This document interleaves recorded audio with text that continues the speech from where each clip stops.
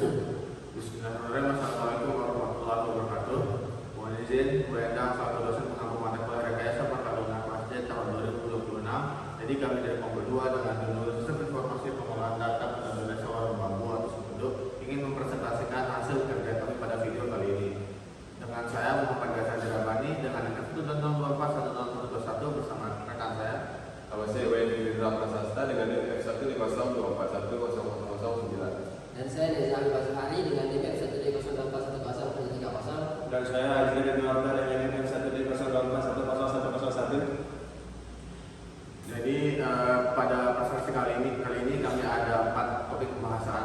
Yang pertama adalah pendahuluan, yang kedua adalah metode penelitian, yang ketiga adalah implementasi sistem, dan yang terakhir adalah penutup. Untuk slide selanjutnya akan dijelaskan oleh rekan saya.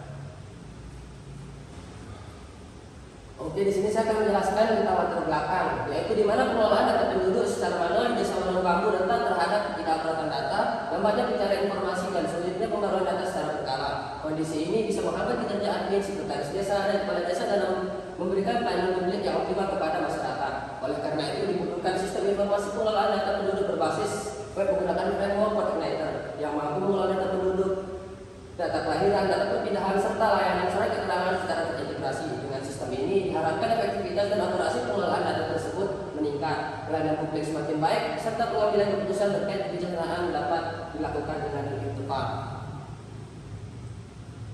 Nah, oke, selanjutnya di sini yaitu ada identifikasi masalah. Nah, yang pertama di sini yaitu ada kesalahan pencatatan data dapat terjadi saat melakukan pendataan penduduk secara manual yang dapat menyebabkan ketidakberatan informasi seperti data kelahiran, perpindahan, dan identitas penduduk. Yang kedua yaitu di sini ada proses manual dan pengelolaan data penduduk dapat memperlambat akses dan perolehan informasi sehingga menghambat admin, sekretaris desa, dan kepala desa dalam mengambil keputusan secara cepat dan tepat. Yang ketiga di sini yaitu ada pencatatan manual cenderung kurang konsisten dan teratur, menghasilkan masalah keseragaman dalam mengelola data penduduk, data kelahiran, data pindah maupun layanan surat keterangan lainnya. Yang keempat di sini yaitu pengelolaan administrasi desa yang tidak efektif tanpa sistem yang tepat dapat mengakibatkan pelayanan publik terhambat dan merugikan kepercayaan masyarakat terhadap kinerja pemerintah desa.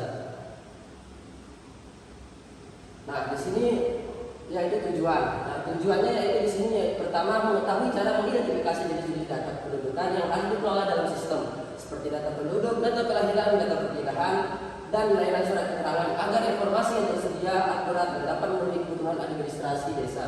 Yang kedua, mengetahui cara merancang dan mengimplementasikan sebuah sistem informasi pengelolaan data penduduk Desa Warung Bambu berbasis web menggunakan framework coordinator yang dapat mengelola data kependudukan secara efektif dan efisien. Nah, di sini yaitu selanjutnya adalah solusi. Di mana solusi di sini untuk mengatasi permasalahan tersebut diusulkan pembuatan peraturan sistem informasi pengelolaan data penduduk Desa Warung Bambu berbasis web menggunakan framework coordinator yang dapat membantu admin, sekretaris desa, dan kepala desa dalam mengelola data kependudukan secara efektif dan efisien. Sistem informasi ini akan mencakup fitur-fitur seperti pengelolaan data penduduk, data kelahiran, data perpindahan, dan layanan surat keterangan. Pada setiap fitur terdapat pencatatan data seperti identitas penduduk, tanggal kejadian, status kependudukan, serta pejabat yang bertanggung jawab dalam setiap aktivitas administrasi tersebut. Baik, dalam hal ini kita memaparkan metode pengembangan yang kita lakukan di mana sistem dikembangkan menggunakan pendekatan Object Oriented Analysis and Design atau OOAD untuk memetakan data penduduk dalam struktur objek yang terorganisasi dan multi-global. Perencanaan fitur menggunakan pendekatan user driven melalui penyusunan user stories berdasarkan kebutuhan admin, sekretaris desa, dan kepala desa. Selain itu, struktur dan alur kerja sistem divisualisasikan menggunakan Unified Modeling Language atau UML yang meliputi use case diagram, activity diagram, source diagram, class diagram, dan object diagram, sehingga proses perencanaan sistem menjadi lebih terstruktur. Lalu di sini kita akan memaparkan kerangka penelitian di mana kita melakukan demo di Draw itu.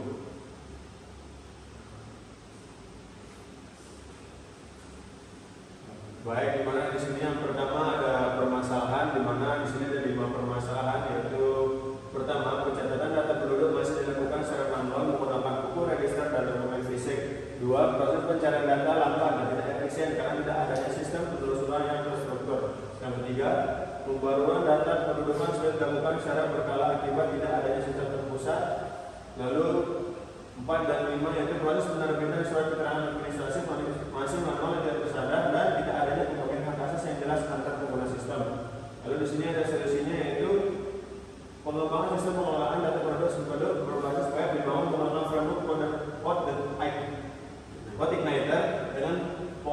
arsitektur NFC atau Modern Field Controller, metode pengembangan menggunakan Extreme Programming XP.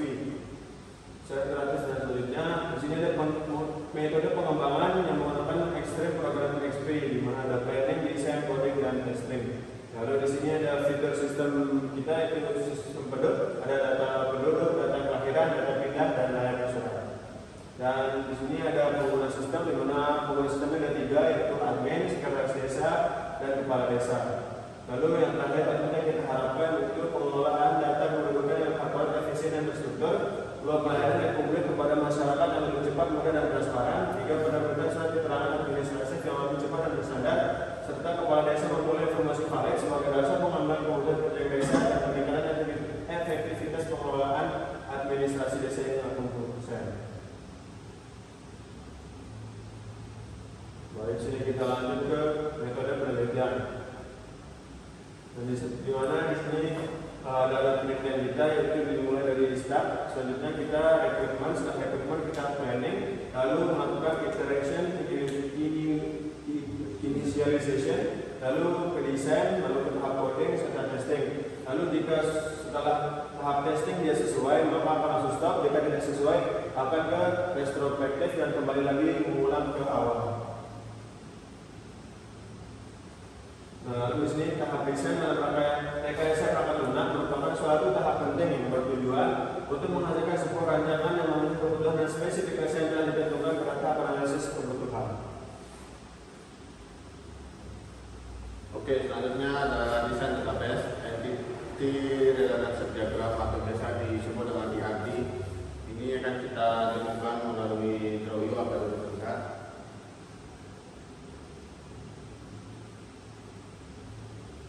Oke, yang dimana ERD ini akan mencakup apa saja yang akan ada pada aksi pada web tersebut. Sebagai contoh, di sini misal ada tabel kelahiran, dan dimana tabel kelahiran ini ada banyak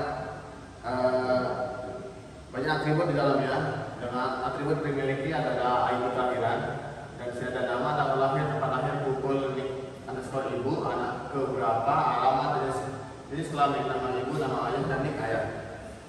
Oke, untuk yang selanjutnya,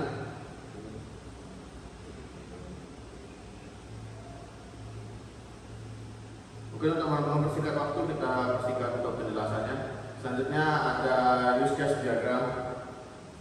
Untuk di use case diagram di sini ada 3 soal seperti yang dijelaskan tadi, ada kepala desa, sekretaris desa, dan admin. Dan setiap use case di sini akan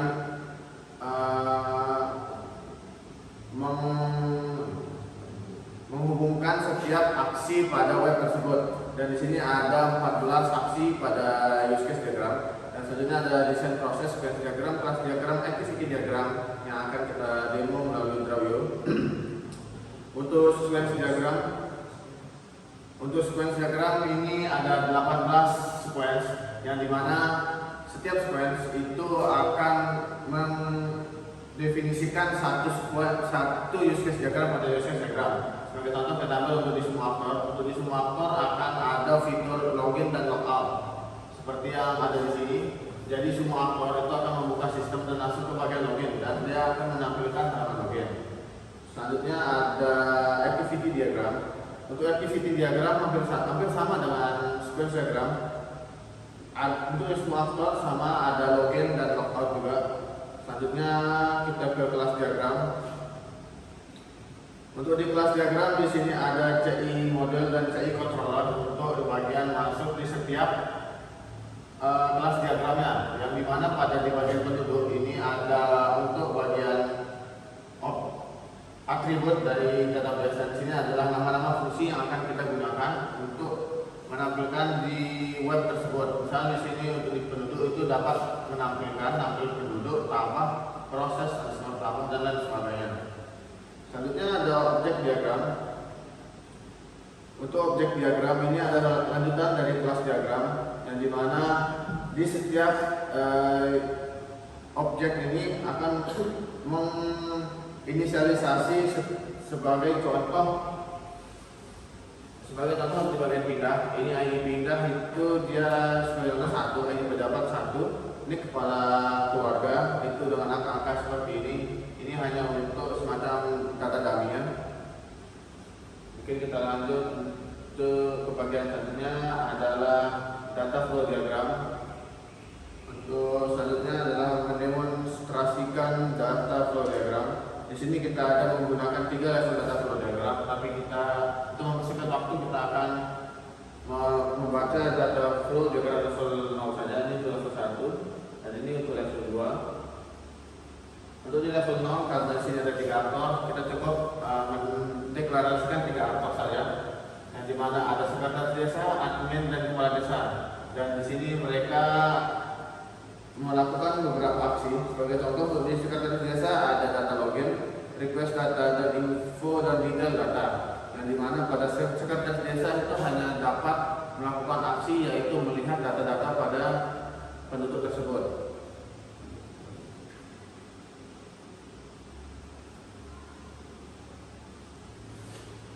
Baik, selanjutnya di sini bagian implementasi. Nah, di sini kita menjelaskan bagian sitemap yang mana kita jelaskan di dalam drawing. Jadi di bagian sitemap ini login itu bisa dilakukan oleh 3 user, kepala desa, sekretaris desa, dan admin. Di kepala desa itu mempunyai tampilan awal beranda, yang dimana ditampilkan itu ada visi dan misi desa. Selanjutnya ada bisa melihat data penduduk. Selanjutnya ada logout. Selanjutnya di sekretaris desa itu menampilkan data penduduk dan bisa untuk melihat fitur lihat, cari, dan detail. Selanjutnya ada beranda yang berisikan visi dan misi desa. Selanjutnya data kelahiran, terdapat fitur lihat, cari, dan detail. Selanjutnya data pindah sama fiturnya. Selanjutnya dan logout. Dan terakhir itu admin. Di bagian admin memiliki dashboard yang berisikan statistik. Selanjutnya beranda yang berisikan visi dan misi. Selanjutnya pengaturan yang bisa mengedit pejabat. Selanjutnya data penduduk yang berisikan fitur lihat dan cari, edit dan hapus, dan tambah data. Selanjutnya data kelahiran mempunyai fitur yang sama dengan sebelumnya. Selanjutnya data pindah mempunyai fitur yang sama dengan data kelahiran. Selanjutnya layanan surat yang memiliki fitur sama seperti sebelumnya, yaitu tambah, edit, hapus, selanjutnya cetak surat, dan lihat dan cari. Baik, selanjutnya itu bagian desain UI, yang dimana di sini tampilan awal untuk website tersebut bagian login, berisikan username dan password. Selanjutnya ada bagian dashboard untuk admin, yang dimana berisikan tampilan awal, visi dan misi, berbagai fitur juga di bagian sidebar-nya. Yang dimana di sini untuk dashboard statistik yang dimana dibagi 3, penduduk, kelahiran, dan data pindah. Selanjutnya di sini adalah data penduduk desa, yang dimana di sini mempunyai fitur cari dan menampilkan data penduduk yang telah didata, yang dimana memiliki fitur cari, hapus, dan edit. Selanjutnya di sini adalah data kelahiran desa yang mempunyai fitur cari. Selanjutnya data pengaturan, dari mana data pengaturan ini mempunyai tampilan berisikan data pejabat, pejabat dan jabatan, dan mempunyai fitur edit di bagian aksi. Selanjutnya di sini adalah tampilan detail data kelahiran, di mana di sini menampilkan data kelahiran dari sebuah satu data, yang dimana nama lengkap, hari, tempat lahir, tanggal lahir, pukul, jenis kelamin, alamat, nama ayah, dan sebagainya. Selanjutnya,